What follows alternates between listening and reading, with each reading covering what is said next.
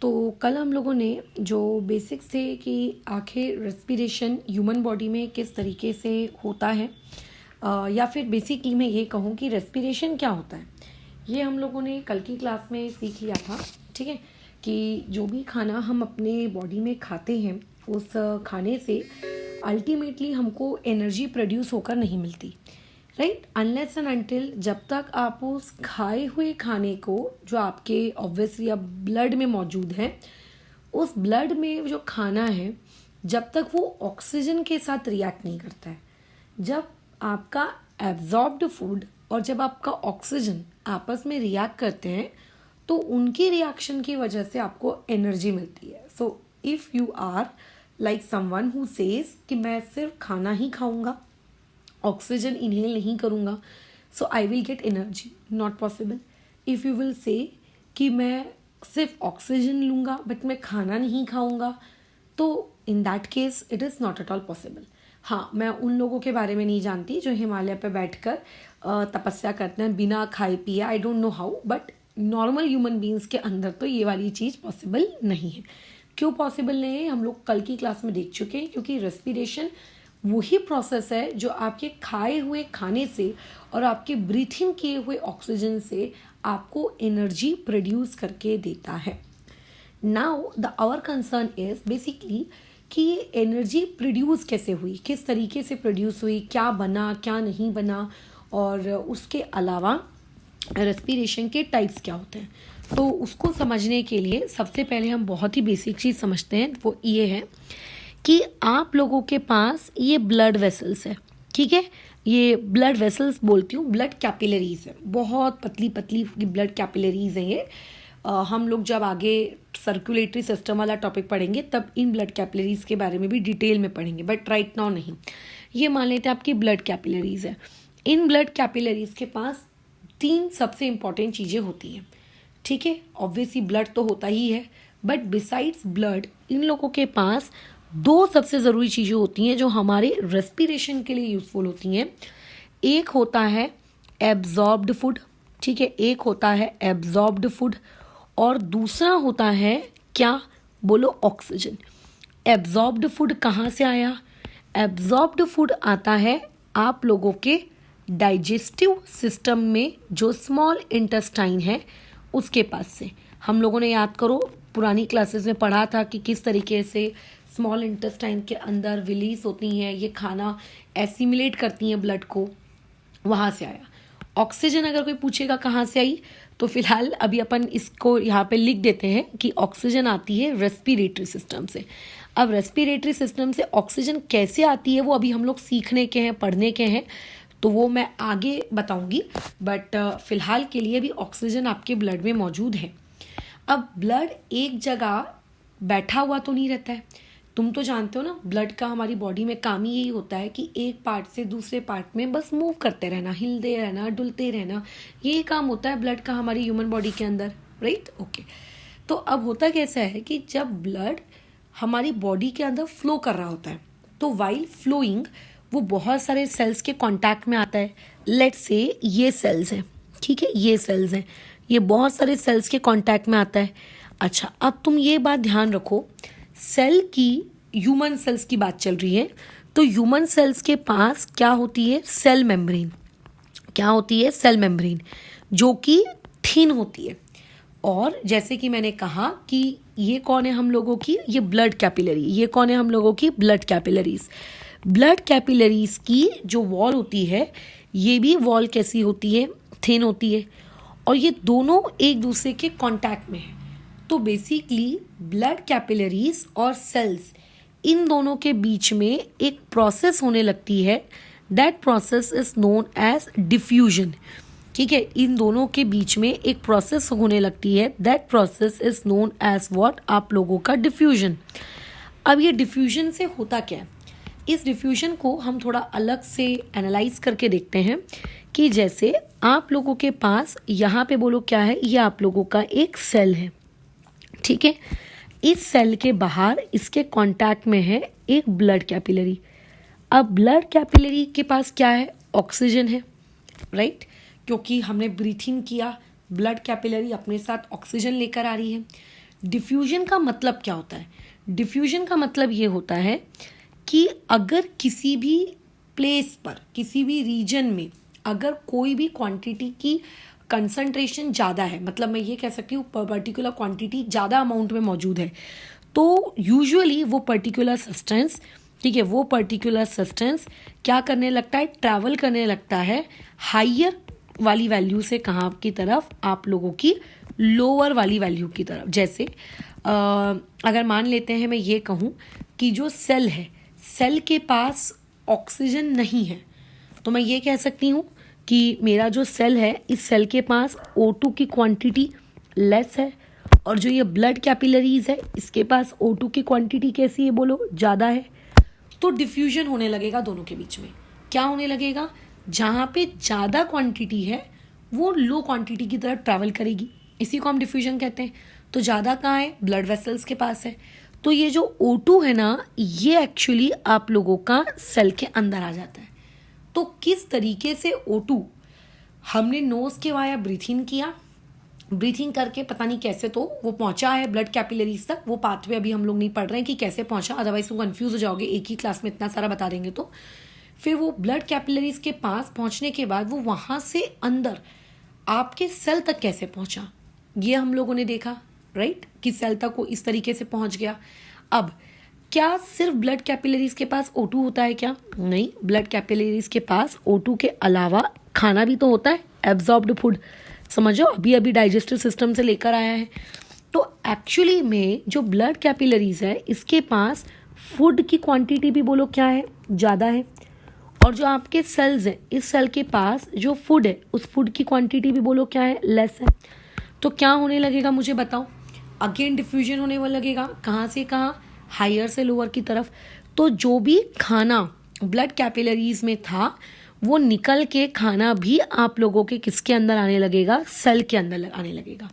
तो इस तरीके से जो आपके बॉडी के डिफरेंट डिफरेंट सेल्स होते हैं, उन डिफरेंट डिफरेंट सेल्स को अपनी लाइफ प्रोसेस को कंटिन्यू करने के लिए खाना और ऑक्सीजन दोनों चाहिए होता है। तो वो खाना और ऑक्सीजन इस तरीके से उन दोनों को मिल जाता है। क्या ये बात समझ में आ रही है कि किस तरीके से खाना और ऑक्सीजन उन्हें मिल रहा है?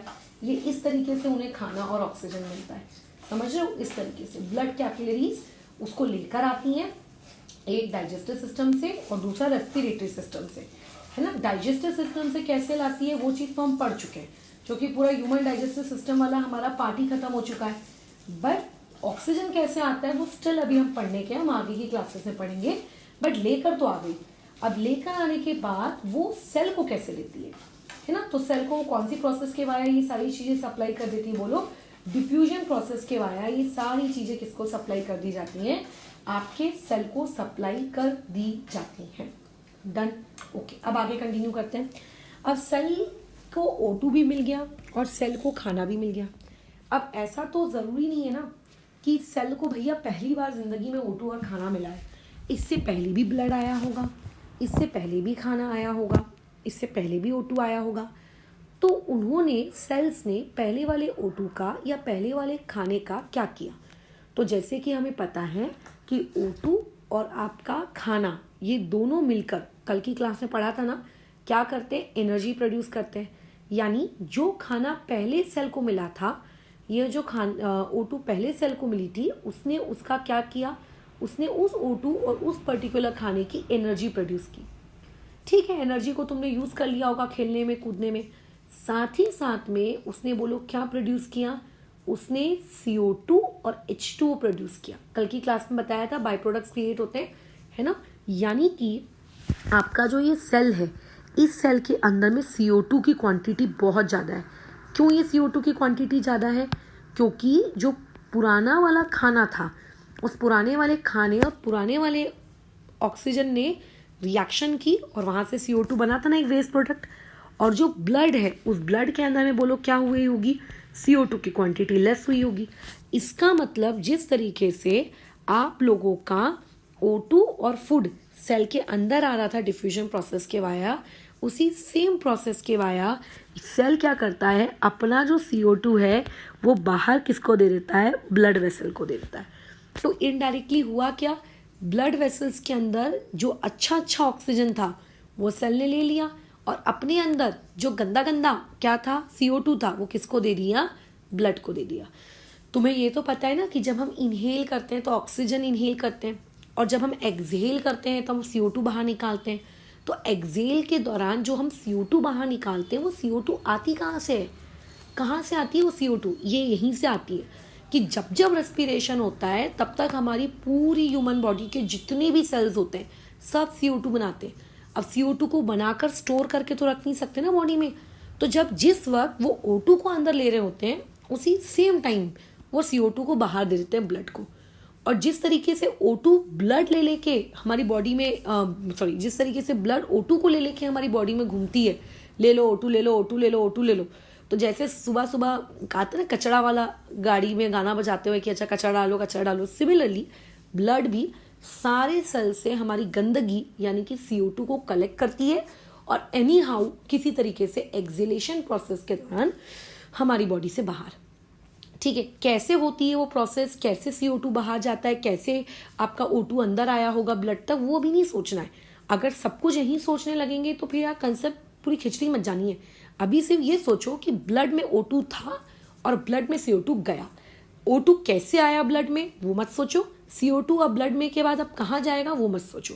ठीक है, तो ये होता है एक सेल के अंदर, यानी कि सेल को अब O2 मिल चुका है, सेल को अब खाना मिल चुका है, और अब आपके सेल के अंदर में जो भी गंदा गंदा CO2 था वो भी चला गया।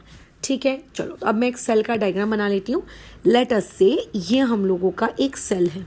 ठीक है, तुम जानते हो सेल के अंदर में डेफिनेटली एक न्यूक्लियस होगा। ठीक है, मैं इसको यहाँ लिख देती हूँ कि ये मेरा कौन है, न्यूक्लियस है। हम लोग 9th स्टैंडर्ड के जैसे पूरी सेल की बायोलॉजी नहीं पढ़ने वाले हैं, बट ऊपर ऊपर से हमें पता होना चाहिए ये सेल है, ये सेल का न्यूक्लियस है। ओके, अच्छा, ये जो जगह होती है न्यूक्लियस और सेल मेम्ब्रेन के बीच की, this is known as cytoplasm. इसे हम लोग क्या कहते हैं, साइटोप्लाज्म कहते हैं। ओके, कहीं अगर स्पेलिंग एरर हो रही हो तो उसको ठीक कर लेना। इसे हम लोग क्या कहते हैं, साइटोप्लाज्म कहते हैं। ऑब्वियस है कि हम लोगों के साइटोप्लाज्म में बहुत सारे सेल ऑर्गेनल्स होते हैं, जैसा कि आपने 9th स्टैंडर्ड में पढ़ा था। माइटोकॉन्ड्रिया होगा, गोल्गी अपैरेटस होगा, एंडोप्लाज्मिक रेटिकुलम होंगे, स्मूथ वाले, रफ वाले, प्लास्टिड्स होंगे, एक्सेट्रा एक्सेट्रा। तो मान के चलते हैं उन ढेर सारे सेल ऑर्गेनल्स में यहाँ पे कहीं पर आप लोगों का ये कौन है, माइटोकॉन्ड्रिया है। ठीक है, मुझे बहुत सारे सेल ऑर्गेनल्स को तुम्हें वापस से सिखाने की पढ़ाने की आवश्यकता नहीं है, जितनों की ज़रूरत है मैं सिर्फ उतना बता रही हूँ। यहाँ पे ये कौन है, माइटोकॉन्ड्रिया। अब होता कैसा है, जैसे कि अभी अभी तुम्हें प्रवचन दिए गए, सेल के अंदर, अब बोलो क्या है, सेल के अंदर बहुत ही प्यारे प्यारे O2 के मॉलिक्यूल्स हैं, है ना, और सेल के अंदर बहुत ही प्यारे प्यारे, बोलो क्या है, आप लोगों के फूड है। अब जैसे कि तुम जानते हो कि जैसे ही ये O2 और फूड आपस में मिलेंगे, तो जैसा तुम्हें कल की क्लास में मैंने बताया था, फूड यानी कि क्या, फूड देखो कुछ भी हो सकता है। अगर तुमने लेट से खाने में चावल खाया है, अब बहुत सारे लोग ऐसे होते हैं ना जिनको रोटी पसंद नहीं होती, उन्हें चावल अच्छा लगता है, या फिर मान लेते हैं किसी ने चावल और रोटी खाई है और लेट से सब्जी खा ली है। ठीक है, तो उस इंसान की बॉडी में क्या है बताओ, उसकी बॉडी में कार्बोहाइड्रेट्स है। किसी ने इडली खाया है, डोसा खाया है, वो भी उसी चीज़ का बनता है यूजुअली, तो मान लेते हैं उसकी बॉडी में कार्बोहाइड्रेट्स है। कार्बोहाइड्रेट डाइजेस्ट होने के बाद बताओ क्या बनाते हैं, ग्लूकोज बनाते हैं। कार्बोहाइड्रेट्स डाइजेस्ट होने के बाद बताओ क्या बनाते हैं, ग्लूकोज बनाते हैं। तो अभी उस इंसान के सेल के अंदर जो फूड गया, उस फूड में क्या होगा, ग्लूकोज होगा। बट अगर मान लेते हैं किसी ने अपने घर के मतलब लंच में सिर्फ दाल पी है, मान लो उस बेचारे ने थोड़ा सा भी कार्बोहाइड्रेट्स नहीं खाया, तो ऐसे में उस इंसान की फूड के अंदर अभी क्या होगा, प्रोटीन्स होगा, जो कि ब्रेकडाउन हो गया होगा अमीनो एसिड्स में, राइट। तो फूड क्या होगा ये वेरी कर सकता है, डिपेंड कि आपने खाया क्या है। ठीक है, बट मान लेते हैं किसी ने बैलेंस्ड डाइट लिया, उसने सब कुछ खाया, ठीक है, तो ऐसे में उसके फूड में क्या होगा, ग्लूकोज भी होगा, अमीनो एसिड्स भी होंगे, और उसके बॉडी के अंदर other things like fatty acids भी होंगे। तो फूड का मतलब ये नहीं होता है कि सिर्फ ग्लूकोज होगा। ठीक है, फूड का मतलब होता है कि ग्लूकोज भी हो सकता है। ठीक है, अगर आपने बैलेंस डाइट ली है तो अमीनो एसिड्स भी होगा सर्टेन क्वांटिटी में, डिपेंड कि आपने कितना क्या क्या खाया है। वहाँ पे फैटी एसिड्स भी होंगे और साथ ही साथ में वहाँ पे ग्लिसरॉल्स भी होंगे। ठीक है, ये तीनों चीज़ें वहाँ पे होंगी।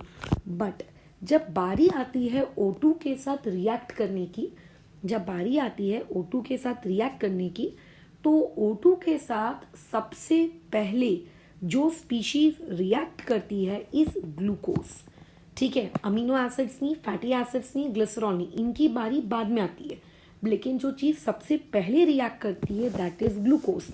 यानी कि सेल के अंदर अगर मैं पूछूंगी सबसे फर्स्ट स्टेप क्या है, तो सेल के अंदर साइटोप्लाज्म में, ठीक है, सेल के अंदर कहाँ पर ये मेंशन करना बहुत ज़रूरी होता है, सेल के अंदर में साइटोप्लाज्म में जो ग्लूकोज होता है, ये ग्लूकोज सबसे पहले ऑक्सीजन के साथ रिएक्ट करता है, ठीक है, किसके साथ रिएक्शन करता है, ऑक्सीजन के साथ रिएक्ट करता है, ठीक है, क्या करता है, ऑक्सीजन के साथ रिएक्ट करता है।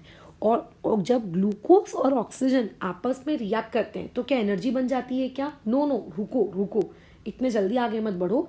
जब ग्लूकोज और ऑक्सीजन आपस में रिएक्ट करते हैं तो वहाँ पे प्रोड्यूस होता है पायरूविक एसिड। क्या प्रोड्यूस होता है, पायरूविक एसिड।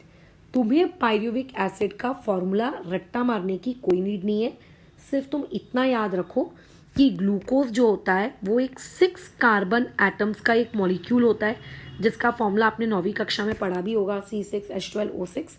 बट पायरूविक एसिड का फॉर्मूला आपको याद करने की कोई नीड नहीं है, बस इतना याद रखना है कि आप लोगों के पास पायरूविक एसिड एक ऐसा मॉलिक्यूल होता है जिसमें 6 कार्बन के बदले में 3 कार्बन एटम्स होते हैं।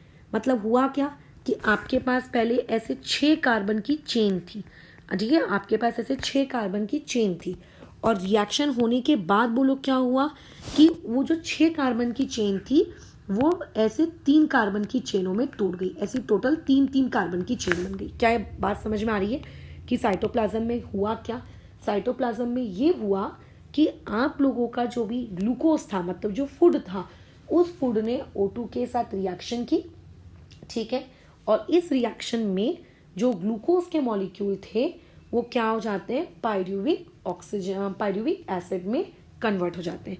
और आप अगर एक ग्लूकोज लोगे तो उससे आपको कितने पायरूविक एसिड मिलेंगे, 2। क्यों मैंने लिखा वहां पे 2 मिलेंगे, देखो ना, टोटल कार्बन की चेन कितने की थी, 6, तो 3 और 3 के आपको कितने पेयर्स मिल रहे हैं, 2 पेयर्स मिल रहे हैं। तो यहाँ से तुम्हें एक MCQ क्रिएट होकर मिल जाएगा। सबसे पहला MCQ यहाँ से जो क्रिएट होगा वो ये पूछेगा कि अगर आप एक ग्लूकोज लोगे तो आपको कितने पायरूविक एसिड मिलेंगे, हाउ मेनी, ये आप लोगों का रहेगा पहला MCQ, है ना। अच्छा, अब देखो दूसरा MCQ यहाँ से पूछा जाता है, या फिर इसको MCQ नंबर 2 कह दो, MCQ नंबर 1 इसे कह लेते हैं, कि जो फर्स्ट स्टेप होती है, फर्स्ट स्टेप जो होती है आपके रेस्पिरेशन की, वो कहाँ पर होती है, ठीक है, जो रेस्पिरेशन की फर्स्ट स्टेप होती है वो कहाँ पे होती है, वेयर।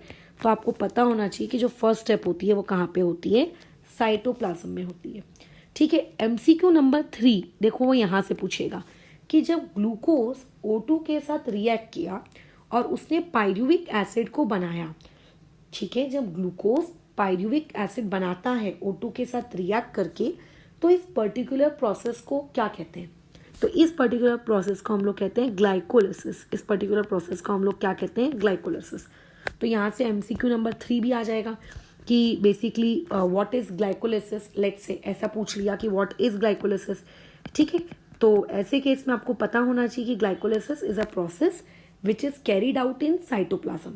कौन सी प्रोसेस कहाँ हो रही है ये पता होना बहुत ज़रूरी है, और ठीक है, कैरिड आउट इन साइटोप्लाज्म। उसके अलावा दूसरी चीज़ कि in this process 1 molecule of glucose gives us 2 molecules of pyruvic acid, ठीक है, gives 2 molecules of pyruvic acid. But मैंने यहाँ पे क्या लिखा है, जरा इस चीज़ को ध्यान से पढ़िएगा। मैंने यहाँ पे लिखा है द वर्ड O2, मैंने यहाँ पे वर्ड लिखा है O2, बट यूजुअली जो रिएक्शन साइटोप्लाज्म में होती हैं, ठीक है, यूजुअली जो रिएक्शन साइटोप्लाज्म में होती हैं, इन साइटोप्लाज्म में होने वाली रिएक्शंस को ऑक्सीजन की आवश्यकता ज़्यादा मात्रा में नहीं होती, ठीक है। यूजुअली जो रिएक्शंस साइटोप्लाज्म में होती है उन लोगों को क्या कहते हैं, ज़्यादा ऑक्सीजन की मात्रा नहीं होती। अगर लेट्स से कम ऑक्सीजन भी हुआ तो भी उनको चलेगा, ठीक है, वो तो भी उनको चलेगा, उनको कोई दिक्कत नहीं है। कम ऑक्सीजन हुआ, नहीं हुआ, चलेगा, थोड़ा ऑक्सीजन हुआ, चलेगा। लेकिन अब इसके बाद क्या होता है, क्या प्रोसेस खत्म हो गई, बिल्कुल नहीं। अब यहाँ पे जो ग्लूकोज था, O2 प्लस फूड था, O2 प्लस फूड ने आपको बोलो क्या प्रोड्यूस करके दिया, आपको पायरुविक एसिड प्रोड्यूस करके दिया। अब ये पायरुविक एसिड क्या देखता है, द पायरुविक एसिड अब ये देखता है क्या सेल के पास सफिशिएंट क्वांटिटी की ऑक्सीजन है कि नहीं है। ऐसा क्यों देखता है पायरुविक एसिड, सोचो। ऐसा इसीलिए देखता है क्योंकि देखो कई बार कैसा है, तुम जब एक्सरसाइज करते हो या फिर जब तुम खेल रहे होते हो या जब तुम डरे हुए रहते हो, जब तुम बहुत जोर जोर से हंस रहे हो या जब तुम रो रहे हो, तो उन सिचुएशंस में हम लोग प्रॉपरली ब्रीथ नहीं करते, ब्रीथ नहीं कर पाते हैं बेसिकली। तो ऐसी सिचुएशंस में क्या तुम्हारी बॉडी को सफिशिएंट क्वांटिटी का ऑक्सीजन मिलता है, क्या नहीं मिलता है ना। अच्छा, या फिर मान लेते हैं तुम्हें किसी एक ऐसे कमरे में बंद करके रखा है जहाँ पे और ऑक्सीजन ना तो अंदर आ पा रही है, फिर तो जो उस कमरे में ऑलरेडी ऑक्सीजन मौजूद होती है आप उसको ब्रीथ इन करते हो, लेकिन धीरे धीरे उसकी कमरे की ऑक्सीजन खत्म होने लगती है, तो बोलो क्या होता है, आपकी बॉडी में भी इनडायरेक्टली कम ऑक्सीजन जाती है। तो ऐसे कई केस या ऐसे कई सीन हो सकते हैं जहाँ पर आपकी बॉडी को सफिशिएंट क्वांटिटी की ऑक्सीजन नहीं मिलती। अगर आप प्रॉपर क्वांटिटी में ऑक्सीजन को ब्रीथ इन नहीं करोगे तो इनडायरेक्टली जो आपके ब्लड कैपिलरीज हैं उनके पास भी ऑक्सीजन नहीं पहुंचेगी, है ना। क्योंकि ब्लड कैपिलरीज में ऑक्सीजन कोई भगवान तो लाके देते नहीं ना, हम जो ब्रीथ इन करते हैं वही ब्लड कैपिलरीज के पास जाती है। और अगर ब्लड कैपिलरीज के पास सफिशिएंट क्वांटिटी की ऑक्सीजन नहीं है तो सेल के पास नहीं होगी। तो बहुत सारे केसेस हो सकते हैं कि हो सकता है कि आपके पास सफिशिएंट क्वांटिटी की ऑक्सीजन हो सकता है आपके पास सफिशिएंट क्वांटिटी की ऑक्सीजन ना हो। तो पहले पायरुविक एसिड जो अभी अभी साइटोप्लाज्म में ताज़ा ताज़ा तैयार हुआ है वो एनालाइज करता है। वो क्या एनालिसिस देखता है, वो ये देखता है क्या सेल के पास सफिशिएंट क्वांटिटी की ऑक्सीजन है कि नहीं है। स्टेप नंबर 2, पायरुविक एसिड ये देखता है कि यदि जो सेल होते हैं उन सेल्स के पास मान लेते हैं ऑक्सीजन है, तो मैं यहाँ लिख देती हूँ प्रेजेंस ऑफ O2। तो अगर पायरुविक एसिड जो अभी कहाँ पर है बताओ, वो अभी साइटोप्लाज्म में है। आपको कौन सी चीज़ कहाँ पर है ये पता होना बहुत ही ज़रूरी है। तो पायरुविक एसिड कहाँ है, साइटोप्लाज्म में। अगर वो ये देखता है कि वहाँ पे सफिशिएंट क्वांटिटी की O2 है तो वो क्या करता है, उस O2 का इस्तेमाल देखता है कि अरे वाह यहाँ पे O2 है, तो जो भी O2 होती है उस O2 को वो यूज़ करने की सोचता है। ठीक है, वो यूज़ करने की सोचता है, बराबर वो क्या करता है, यूज़ करने की सोचता है। और अगर मान लेते हैं O2 नहीं है, मान लेते हैं O2 की कमी है, ठीक है, ऑक्सीजन सफिशिएंट क्वांटिटी में लेट से नहीं है, तो बेचारा क्या करेगा, ऑप्शंस, अब बेचारा वो क्या करेगा। तो ऐसे केस में अगर मान लेते हैं O2 होती है तो जो भी पायरुविक एसिड था वो उस O2 को यूज़ करता है। ठीक है, वो O2 को यूज़ करता है, लेकिन ठीक है O2 को यूज़ करता है, O2 को यूज़ करके वो बनाता है CO2, वो बनाता है H2O और बनाता है ढेर सारी एनर्जी। और जैसा कि हमने कल की क्लास में पढ़ा था कि एनर्जी की करेंसी होती है ATP, तो 38 ATP बन जाती है।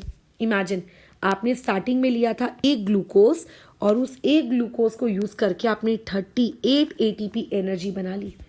तुम ये देखो कि पायरुविक एसिड कितने कार्बन का था, 3 कार्बन का था, और कार्बन डाइऑक्साइड कितने कार्बन का है, 1 कार्बन का है ना। मतलब आपने खुद को, मतलब पायरुविक एसिड को 3 कार्बन से कितने कार्बन में रिड्यूस कर दिया बताओ, आपने उसको रिड्यूस कर दिया 1 कार्बन में रिड्यूस कर दिया। ठीक है, आपने उसको कितने में रिड्यूस कर दिया, 1 कार्बन में रिड्यूस कर दिया। अब 1 से छोटा तो 0 होता है, अब 0 कार्बन में थोड़ी ना उसको रिड्यूस करोगे, राइट, इसको 0 कार्बन में थोड़ी ना रिड्यूस करोगे। तो इसे हम लोग कहते हैं कंप्लीट हो गई हमारी रिएक्शन। हमारी रिएक्शन कैसी हो गई, कंप्लीट हो गई है। कंप्लीटली यहाँ पे हम लोगों ने क्या किया, फूड को कंप्लीट ब्रेक डाउन कर दिया। हमने फूड का क्या कर दिया, कंप्लीट ब्रेक डाउन कर दिया फूड का। मतलब जिस फूड को हमने खाया था जिसमें 6 कार्बन थे, उसको हम लोग इतना तोड़ते गए कि उसमें फाइनली बेचारे के पास सिर्फ 1 कार्बन बचा। और ये जो पूरी प्रोसेस है ना ये जो पूरी प्रोसेस है ये पूरी प्रोसेस होती है माइटोकॉन्ड्रिया में। ये पूरी प्रोसेस कहाँ पे होती है, माइटोकॉन्ड्रिया में। यानी कि इससे क्या शिक्षा मिलती है, इससे ये शिक्षा मिलती है कि जो पहली स्टेप थी ग्लूकोज के पायरुविक एसिड में ब्रेकडाउन होने की, जिसमें हम 6 कार्बन को 3 कार्बन में रिड्यूस करते हैं। ये 6 कार्बन को हम 3 कार्बन में रिड्यूस करते हैं। ये पूरी प्रोसेस आपकी होती है साइटोप्लाज्म में। ठीक है, ये पूरी प्रोसेस किस में होती है? साइटोप्लाज्म में। लेकिन साइटोप्लाज्म में होने के बाद जैसे ही पायरुविक एसिड बनता है, वो पायरुविक एसिड एनालाइज करता है कि मेरे पास क्या सेल के पास सफिशिएंट क्वांटिटी की O2 है कि नहीं है। अगर उसके पास सफिशिएंट क्वांटिटी की O2 होती है तो वो कहाँ चला जाता है? वो पायरुविक एसिड तुरंत माइटोकॉन्ड्रिया में घुस जाता है। समझ रहे हो? अगर सफिशिएंट क्वांटिटी की O2 हुई तो वो कहाँ घुस जाता है? सीधा जाके घुस जाता है माइटोकॉन्ड्रिया में। और माइटोकॉन्ड्रिया में घुसने के बाद बोलो वो क्या करता है? माइटोकॉन्ड्रिया में वो घुसने के बाद वहाँ पे जो 3 कार्बन का पायरुविक एसिड था उसको कन्वर्ट कर देता है 1 कार्बन के पायरुविक एसिड में, सॉरी 1 कार्बन के CO2 में, और साथ में 38 ATP बनाता है। This is known as which type of respiration? This respiration is known as aerobic respiration. तो जो एरोबिक रेस्पिरेशन होता है, इस रेस्पिरेशन में बॉडी को ऑक्सीजन की मतलब नीड होती है एनर्जी प्रोड्यूस करने के लिए। तुमने ये जो वर्ड है एरोबिक रेस्पिरेशन कोई पहली बार सुन रहे हो ऐसा तो है नहीं, इससे पहले भी सुना है, पहली बार तुम्हारे कानों में ये शब्द पढ़ रहे हैं ऐसा तो हुआ नहीं है। ठीक है, तो this process is known as aerobic respiration. So basically aerobic respiration क्या होता है? एरोबिक रेस्पिरेशन एक ऐसा रेस्पिरेशन है जिसमें हमारी बॉडी टोटल 2 स्टेप्स में काम करती है एनर्जी प्रोड्यूस करने के लिए। पहली वाली स्टेप साइटोप्लाज्म में होती है, दूसरी माइटोकॉन्ड्रिया में। और टोटल एक ग्लूकोज से कितनी एटीपी प्रोड्यूस करके देती है? बोलो वहाँ पे कितनी एटीपी प्रोड्यूस करके देती है? 38 एटीपी प्रोड्यूस करके देती है वो। बट इमेजिन करते हैं कि अभी आप लोगों के पायरुविक एसिड ने ये देखा कि यार ऑक्सीजन तो है ही नहीं, बराबर ऑक्सीजन तो है ही नहीं। तो ऐसे केस में अगर ऑक्सीजन नहीं होगा तो क्या कभी वो पायरुविक एसिड आप लोगों के माइटोकॉन्ड्रिया के अंदर जा पाएगा क्या? ना, नहीं जा पाएगा। तो ऐसे केस में अब क्या होता है बिना ऑक्सीजन के? तो ऑक्सीजन के बिना एक्चुअली में आपका जो वो पर्टिकुलर पायरुविक एसिड है वो साइटोप्लाज्म में पड़ा रहता है, वो माइटोकॉन्ड्रिया के अंदर नहीं जा सकता। ठीक है, अगर ऑक्सीजन नहीं होती है तो वो पर्टिकुलर कहाँ पड़ा रहता है? बोलो वो आपके वहीं पे पड़ा हुआ रहता है, एकदम वहीं पड़ा रहता है साइटोप्लाज्म में। और साइटोप्लाज्म में पड़े पड़े बोलो क्या होता है? साइटोप्लाज्म में पड़े पड़े बोलो क्या होता है? कुछ नहीं होता। साइटोप्लाज्म में पड़े पड़े आपका जो पायरुविक एसिड है, ये पायरुविक, क्योंकि ऑक्सीजन नहीं है ना, क्या कर सकते हैं? ऑक्सीजन है ही नहीं। तो यही पायरुविक एसिड खुद को कन्वर्ट कर लेता है लैक्टिक एसिड में। किस में कन्वर्ट कर लेता है खुद को? लैक्टिक एसिड में। ठीक है, किस में कन्वर्ट कर लेता है खुद को? लैक्टिक एसिड में। किस में कन्वर्ट कर लेता है खुद को? लैक्टिक एसिड में। पायरुविक एसिड में भी 3 कार्बन होते हैं, ठीक है, और लैक्टिक एसिड में भी 3 कार्बन होते हैं। यानी कि जब आपने पायरुविक एसिड को लैक्टिक एसिड में कन्वर्ट किया तो क्या कार्बन एटम्स की संख्या क्या कम हुई? नहीं हुई। क्या मतलब ये कंप्लीट ब्रेकडाउन हुआ फूड का? नहीं। कंप्लीट मतलब 1 कार्बन होना चाहिए एकदम एंडिंग में। ठीक है, तो यहाँ पे आप लोगों के फूड का जो कंप्लीट ब्रेकडाउन था वो नहीं हुआ। Not complete breakdown of food, food का कंप्लीट ब्रेकडाउन नहीं हुआ। ठीक है, अच्छा, और उसके अलावा यहाँ पर इस दौरान क्या कोई एनर्जी रिलीज होती है? क्या होती है? क्योंकि ऑब्वियस है कि आप एक फॉर्म से दूसरे फॉर्म में कन्वर्ट हो रहे हो, ठीक है, केमिस्ट्री लेवल पर, तो कुछ ना कुछ अमाउंट की एनर्जी यहाँ पे रिलीज होती है। और क्यों होती है वो हमें नहीं जानना है क्योंकि हमारा काम नहीं है। लेकिन जो एनर्जी यहाँ पे रिलीज होती है दैट इज ओनली 2 ATP। सिर्फ 2 ATP रिलीज हुई यार। सोचो, सिर्फ 2 ATP। कहाँ अगर ऑक्सीजन होता तो 38 ATP बनती, और कहाँ ऑक्सीजन के बिना कितनी ATP बन रही है आप लोगों की? सिर्फ 2 ATP। तो इस पर्टिकुलर प्रोसेस को हम लोग क्या कहते हैं आप लोगों का? Anaerobic respiration. ठीक है, तो एनएरोबिक रेस्पिरेशन का मीनिंग क्या है? एक ऐसा रेस्पिरेशन जो एब्सेंस ऑफ ऑक्सीजन है ना, बिना ऑक्सीजन के भी हो सकता है। ठीक है, लेकिन इसमें जो एनर्जी का अमाउंट बनता है वो कम बनता है। दूसरी चीज, हम लोगों का जो पायरुविक एसिड एरोबिक में कंप्लीटली कन्वर्ट हो जाता है CO2 में। आप लोगों के इसमें एनारोबिक रेस्पिरेशन में ऐसा नहीं होता, ठीक है। और ये वाली प्रोसेस माइटोकॉन्ड्रिया में नहीं होती, ये वाली प्रोसेस स्टिल अभी भी कहाँ पे होती है, साइटोप्लाज्म में ही होती है। तो आप चाहे कोई भी ऑर्गेनिज्म ले लो, अगर उसकी बॉडी में एरोबिक रेस्पिरेशन हो रहा है तो उसको 38 एटीपी तो मिलेंगी ही मिलेंगी। तुम्हें पता है जब मैंने मेंस दिया था 2013 में, तो उस वक्त जो हमारा केमिस्ट्री का पेपर था उसका आखिरी सवाल यही था। आई डोंट नो पगलों ने ये सवाल वहाँ क्यों दिया था केमिस्ट्री के इसमें। ऑब्वियसली वो आखिरी के कुछ चैप्टर्स होते हैं ना, मतलब green chemistry, biological chemistry etcetera etcetera, तो उसका कहीं का कोई पार्ट होगा ही। बट यही सवाल था, आखिरी क्वेश्चन था कि इन एनएरोबिक रेस्पिरेशन ऐसा ही कुछ, मतलब in aerobic respiration how many molecules of ATPs are produced, ऐसा ही कुछ था। तो यही सेम क्वेश्चन मेंस के 2013 के पेपर में आया था, केमिस्ट्री में मेरे सेट में था। तो उसमें था ये कितना 38 एटीपीज प्रोड्यूस होती हैं।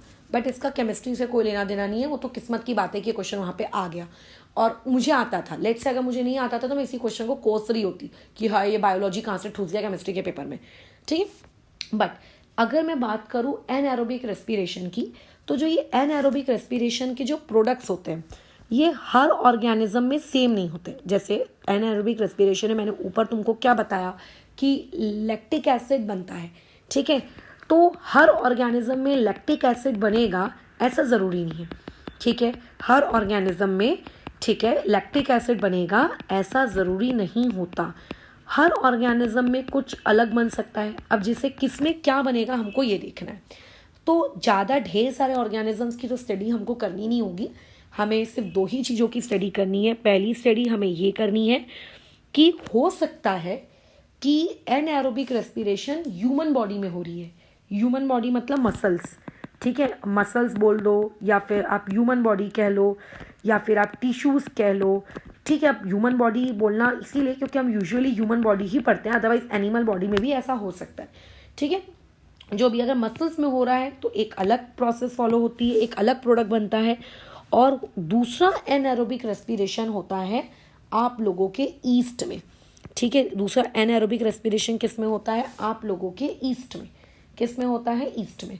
तो ये वाली चीज़ हम लोग अभी कल कंटिन्यू करेंगे कि आखिर किस तरीके से एनएरोबिक रेस्पिरेशन होता है, किस में उसके क्या क्या प्रोडक्ट्स बनते हैं, एरोबिक एनएरोबिक का डिस्टिंग्विश क्या होगा, और एनएरोबिक रेस्पिरेशन से क्या हमको कोई नुकसान हो सकता है क्या।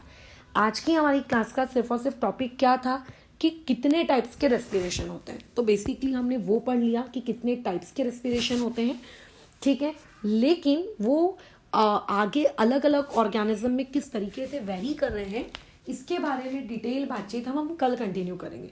मतलब हमारा बेसिकली कल का टॉपिक क्या होगा, एनएरोबिक रेस्पिरेशन को डिटेल में पढ़ना, ठीक है। हम लोग कल क्या पढ़ने वाले, एनएरोबिक रेस्पिरेशन को डिटेल में पढ़ेंगे कि अलग अलग ऑर्गेनिजम्स में एनएरोबिक रेस्पिरेशन किस तरीके से होता है, क्या उनके प्रोडक्ट्स बनते हैं, उन प्रोडक्ट्स का क्या कोई नुकसान होता है कि फायदे होते हैं, ठीक है। अब जैसे तुम्हारी बॉडी में 38 एटीपी बन रही है तो इसका कोई नुकसान तो है नहीं, ये तो फायदा ही फायदा है यार। बट अगर मान लेते हैं एनएरोबिक रेस्पिरेशन है तो उस वक्त क्या नुकसान होगा, क्या फायदा होगा, ये सारी चीजें हम लोगों को अभी कल स्टडी करेंगे, ठीक है। तो फिलहाल आज की क्लास अपन यहीं पे ओवर करते हैं। बस ध्यान रखना कि इस पूरी प्रोसेस में जो जो मैंने बातचीत बताई कि किस तरीके से O2 और फूड ब्लड वेसल से अंदर आता है by the process known as diffusion. अंदर आने के बाद कौन सी प्रोसेस कहाँ पे होती है, सबसे पहली स्टेप होती है आप लोगों के साइटोप्लाज्म में, जिसको ऑक्सीजन की आवश्यकता नहीं होती, वो ग्लूकोज को कन्वर्ट कर देता है किसमें, पाइरुविक एसिड में। उसके बाद पाइरुविक एसिड को ये डिसाइड करना पड़ता है कि यार अगर ऑक्सीजन है तो माइटोकॉन्ड्रिया में जाएंगे, अगर ऑक्सीजन नहीं है तो फिर साइटोप्लाज्म में ही रह जाएंगे। और अगर पाइरुविक एसिड माइटोकॉन्ड्रिया में चला जाता है तो माइटोकॉन्ड्रिया में चले जाने के बाद वो और फर्दर ब्रेकडाउन होता है ऑक्सीजन की हेल्प से in the simplest form known as CO2, ठीक है। अच्छा, और उस वक्त 38 एटीपी निकलती है, this is known as aerobic respiration. But अगर वो बेचारा आप लोगों के लेट्स से माइटोकॉन्ड्रिया में नहीं जा पाया बिकॉज ऑफ एनी रीजंस, ठीक है, अगर वो लेट्स से नहीं जा पाया तो साइटोप्लाज्म में वो अपना क्या ब्रेकडाउन कर पाता है क्या, नहीं वो ब्रेकडाउन नहीं करता, लेकिन हाँ उस प्रोसेस में क्या होता है, 2 ATP निकलती है, बहुत कम, and this is known as anaerobic respiration. ध्यान रखोगे एरोबिक रेस्पिरेशन की जो साइट होती है, यानी कि जहां पे एरोबिक रेस्पिरेशन होता है, दैट इज व्हाट, माइटोकॉन्ड्रिया। और एनारोबिक रेस्पिरेशन की साइट क्या होती है, साइटोप्लाज्म में। ठीक है, ये 1 मार्क का क्वेश्चन पूछे जाते हैं पेपर में, so don't get yourself confused कि अरे क्या लिखें। एरोबिक मतलब माइटोकॉन्ड्रिया एंड एरोबिक मतलब साइटोप्लाज्म, दैट्स ऑल। कल हम लोग इसको आगे कंटिन्यू करेंगे एनारोबिक रेस्पिरेशन को डिटेल में पढ़ते हुए। फिलहाल के लिए भी ये क्लास यहाँ ओवर करते हैं।